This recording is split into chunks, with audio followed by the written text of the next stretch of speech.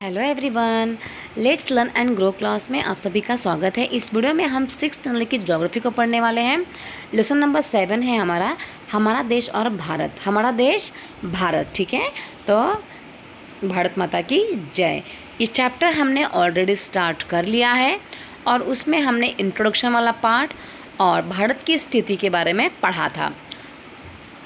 आज हम पढ़ने वाले हैं भारत के पड़ोसी देश कौन से हैं, है ना। तो भारत के अगर हम पड़ोसी देश की बात करें तो भारत जो है स्थल के माध्यम से भी जुड़ा हुआ है पड़ोसियों से और जल के माध्यम से भी जुड़ा हुआ है ना। तो देखो भारत जो है ना 7 देशों की स्थलीय सीमाओं के साथ जुड़ा हुआ है। कितने सीमाओं के साथ? 7, ठीक है। और वो भी स्थल से, ज़मीन के साथ, है ना। तो इन देशों के अगर नाम का हम पता लगाएं तो इस मैप में आराम से लगा सकते हैं। देखो यहाँ पे अफ़गानिस्तान, पाकिस्तान इधर 2 हो गया, इधर चीन 3, नेपाल 4, भूटान 5, बांग्लादेश 6 एंड म्यांमार 7। तो ये सारे 7 स्टेट्स हैं, 7 कंट्रीज़ हैं जिससे हमारा इंडिया स्थल के माध्यम से जुड़ा हुआ है। स्थल मतलब ज़मीन के माध्यम से जुड़ा हुआ है, मतलब हम ज़मीन के थ्रू पाकिस्तान में भी जा सकते हैं और अफ़गानिस्तान में भी जा सकते हैं। बट इतना अच्छा रिश्ता पाकिस्तान वालों ने हमसे बनाया ही नहीं है ना। देखो फिर हम लोग बाय रोड नेपाल भी जा सकते हैं, बाय रोड हम तिब्बत भी जा सकते हैं। भले ही यहाँ पे बहुत सारे माउंटेन हैं पर जा सकते हैं। हम भूटान भी जा सकते हैं, बांग्लादेश भी जा सकते हैं, म्यांमार भी जा सकते हैं, क्योंकि ये स्थल के साथ हमसे जुड़े हुए हैं, ठीक है। चलिए आगे देखते हैं।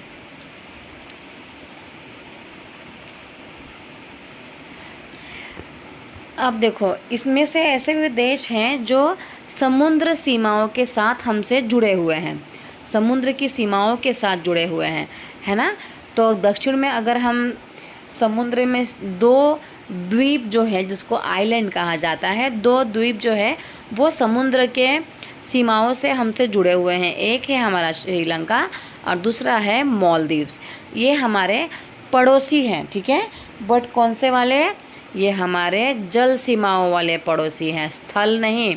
तो अगर स्थल की बात करें तो स्थल से टोटल 7 कंट्री जुड़े हुए हैं और जल से बात करें तो 2 कंट्री हमसे जुड़े हुए हैं, है ना। और पाक जल संधि भारत को श्रीलंका से अलग करती है ना। पाक जल संधि मतलब कि ये जल संधि ऐसी होती है कि 2 लैंड को आपस में अलग करती है। मतलब यहाँ से भी पानी जा रहा है ना, यहाँ से भी पानी जा रहा है और वहाँ से भी पानी जा रहा है, मतलब देखते नीचे यहाँ पे, ठीक है। तो ये है हमारा श्रीलंका और ये है इंडिया। तो यहाँ पे हिंद महासागर है, यहाँ पे बंगाल की खाड़ी। तो यहाँ से भी पानी जा रहा है, इधर से भी पानी आ रहा है। ये जो छोटा सा जो गैप है ना जहाँ से पानी का आवन जावन हो रहा है, तो ये जो गैप है वो श्रीलंका को इंडिया से अलग करता है। उसको हम बोलते हैं पाक जल संधि, ठीक है। आई होप आपको समझ में इतना आ गया होगा। चलिए आगे बात करते हैं।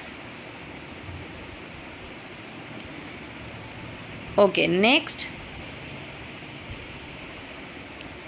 ठीक है। पाक जो जल संधि है इसके बारे में हमने पढ़ लिया। तो जो पाक जल संधि है वो भारत को क्या करती है? श्रीलंका से अलग करती है। अब हम बात करते हैं राजनीतिक और प्रशासनिक विभाजन, मतलब कि जितने भी राजनीतिक विभाजन हुए हैं, फिज़िकल डिवीज़न के बारे में पढ़ेंगे कि जो इंडिया है वो फिज़िकली कैसे, पॉलिटिकली और एडमिनिस्ट्रेटिव डिसीजंस कैसे कैसे, मतलब पॉलिटिकली ये कैसे कैसे डिवाइडेड है, ठीक है। तो भारत जो है ना ये बहुत विशाल देश है, ठीक है। और इसमें अगर हम क्रियाकलापों की बात करें तो इसमें टोटल 29 राज्य और 7 केंद्र शासित प्रदेश है, जबकि ये बहुत पुराना है, ठीक है। इसमें टोटल 28 स्टेट्स हैं और 8 यूनियन टेरिटरी है। आप लोग तो जानते ही होंगे, पहले 29 था, उसमें से जम्मू एंड कश्मीर निकल गया, इसको क्या बना दिया गया? यूनियन टेरिटरी, है ना, ठीक है। तो 7th है, उसमें से जम्मू एंड कश्मीर ऐड हो गया तो कितना हो गया? 8 हो गया। लद्दाख को भी यूनियन टेरिटरी बना दिया गया, कितना हो गया? 9 हो गया, ठीक है। इसके बाद Dadra and Nagar Haveli and Daman and Diu दोनों अलग अलग यूनियन टेरिटरी हुआ करते थे, दोनों को क्या कर दिया गया, मर्ज कर दिया गया। मतलब अब हमारे पास टोटल कितने यूनियन टेरिटरीज़ हैं, 8 यूनियन टेरिटरीज़ है। ठीक है, ये तो आपने पढ़ा ही होगा और सुना ही होगा न्यूज़ में, बट इसमें अभी कोई भी चेंजेस नहीं है, ये बुक पुरानी है। ठीक है, चलिए देखते हैं आगे। तो इतने 28 स्टेट्स एंड 8 यूनियन टेरिटरी में हमारी इंडिया को बांटा गया है। ठीक है, 28 स्टेट्स एंड 8 यूनियन टेरिटरी में बांटा गया है। और दिल्ली जो है ना भारत की राजधानी है। ठीक है, हमारे भारत की राजधानी क्या है, दिल्ली। और राज्यों का निर्माण मुख्यतः कैसे किया जाता है, सोचो आप। मतलब 28 स्टेट्स है और 8 यूनियन टेरिटरी है, इसको कैसे बनाया गया होगा। ठीक है, तो भाषाओं के आधार पर इनका क्या हुआ है, निर्माण हुआ है। ठीक है, भाषाओं के आधार पर। अगर क्षेत्रफल की दृष्टि से सबसे बड़ा राज्य अगर हम बात करें एरिया वाइज, ठीक है, एरिया, क्षेत्रफल मतलब क्या होता है, एरिया। तो एरिया वाइज जो है ना राजस्थान सबसे बड़ा एक स्टेट है। अगर सबसे छोटा अगर हम बात करें क्षेत्रफल की, तो सबसे छोटा जो है वो गोवा है। ठीक है, और जितने भी राज्य हैं उनको जिलों में बांटा गया है, जिले को डिस्ट्रिक्ट में बांटा गया है ना। फिर जिला जो है, राज्यों को जिला में बांटा गया है, फिर जिलों को तहसील में बांटा गया है, तहसील को गांव में बांटा गया है। इस तरीके से राज्यों का और सब गांवों का निर्माण हुआ है। ठीक है, और ये विभाजन क्यों किया गया, ताकि हर एक एरिया पर ध्यान दिया जाए और हर एक एरिया का विकास हो पाए, इसीलिए इसका निर्माण किया गया है ना। चलिए आगे देखते हैं। अब देखते हैं भाषाओं के आधार पर निर्माण तो हुआ, कैसे किया होगा। देखो फॉर एग्ज़ाम्पल, पहले तो बिल्कुल भी बांटा नहीं गया था, पहले तो सिर्फ 4-5 स्टेट हुआ करते थे, है ना। पर देखो जब हमको निर्माण करना था अलग अलग राज्यों का, तो देखा गया कि कहाँ से लेकर कहाँ तक के एरिया के लोग कौन सी लैंग्वेज बोलते हैं। फॉर एग्ज़ाम्पल, यहाँ से लेकर यहाँ तक के लोग गुजराती बोलते हैं, तो इतना एरिया क्या हो गया, गुजराती हो गया। इसके थोड़ा से आगे हम जाते हैं तो यहाँ पर हमें मराठी लैंग्वेज सुनने को मिलती है, तो यहाँ से लेकर यहाँ तक क्या हो गया, मराठी हो गया।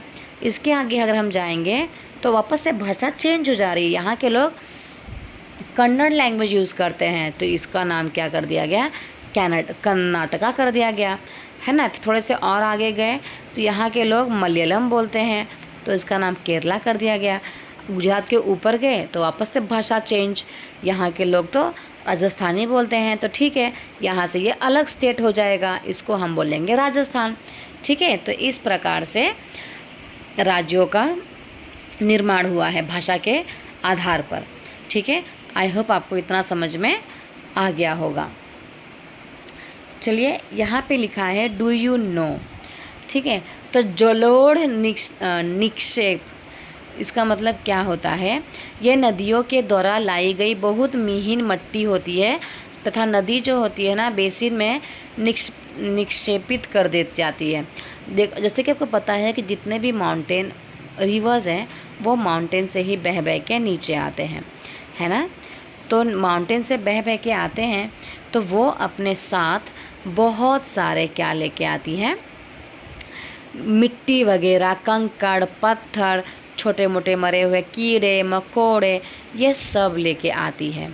ठीक है, और इसके बाद ये क्या कर देती है, रिवर बेसिन में जाकर, मतलब नीचे वाले एरिया में जब आती है रिवर, तो यहाँ पर सब कुछ डिपॉजिट कर देती है। इसी को क्या कहा जाता है, जलोढ़ निक्षेप, मतलब कि ऑल्यूवल डिपोजिशन। ठीक है, जलोढ़ क्या होती है, एक मिट्टी का नाम है। ओके, और ये जो मिट्टी होती है बहुत ज़्यादा फर्टाइल होती है और ज़्यादातर प्लेन्स एरिया में पाई जाती है, मतलब कि यूपी बिहार में ये मिट्टी ज़्यादा पाई जाती है। चलिए अगर हम बात करें ट्रिब्यूटरीज़ की, तो ट्रिब्यूटरी का मतलब होता है सहायक नदी। ठीक है, सहायक नदी का मतलब क्या होता है, ट्रिब्यूटरीज़, और ट्रिब्यूटरीज़ का मतलब क्या होता है, सहायक नदी। मतलब कि एक नदी या सरिता जो कि मुख्य नदी में किसी भी तरफ से आकर मिलती है तथा अपने जल को मुख्य नदी से विसर्जित करती है, इसे क्या हम कहते हैं? ट्रिब्यूटरीज।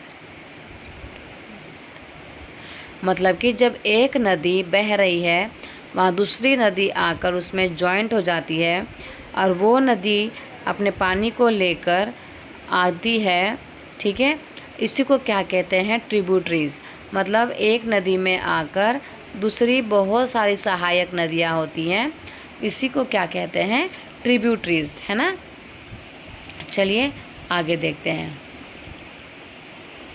तो क्या आप ये बात जानते हैं कि गंगा और ब्रह्मपुत्र जो नदी है वो विश्व का सबसे बड़ा डेल्टा का निर्माण करती है ना। जैसे कि हम सुंदरवन डेल्टा, जिसे सुंदरवन डेल्टा कहा जाता है, और इस डेल्टा की जो आकृति है ना वो कैसा है?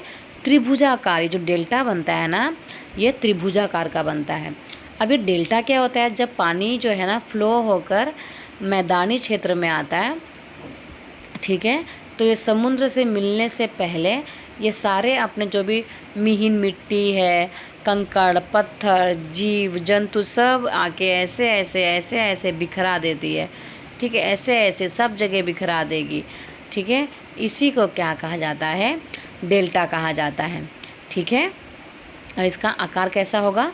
त्रिभुजाकार होता है। और डेल्टा का जो स्थल का भाग है जो नदी के मुहाने पर बनता है, जहाँ नदियाँ समुद्र में प्रवेश करती है, उस जगह को नदी का मुहाना कहा जाता है, ठीक है।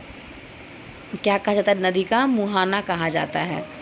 ओके, मतलब नदी जो है अभी समुद्र में एंटर होने वाली है तो उसको क्या बोलते हैं? नदी का मुहाना, मतलब नदी का मुंह, मतलब फ्रंट एरिया, है ना। चलिए, तो आई होप आपको इतना तो समझ में आ गया होगा। नेक्स्ट क्लास में हम भौतिक विभाजन के बारे में पढ़ेंगे और इस चैप्टर को वहीं पे ख़त्म कर देंगे, ठीक है। तो आई होप आपको समझ में आ रहा होगा और अच्छा भी लग रहा होगा। और ये सारे चैप्टर जो है ना एनसीईआरटी के लिए बहुत ज़्यादा इम्पॉर्टेंट है, सीटेट के एग्ज़ाम के लिए बहुत ज़्यादा इम्पॉर्टेंट है, तो आप आराम से देख सकते हैं और अपना प्रिपरेशन कर सकते हैं। मिलते हैं नेक्स्ट क्लास में। Thank you so much everyone.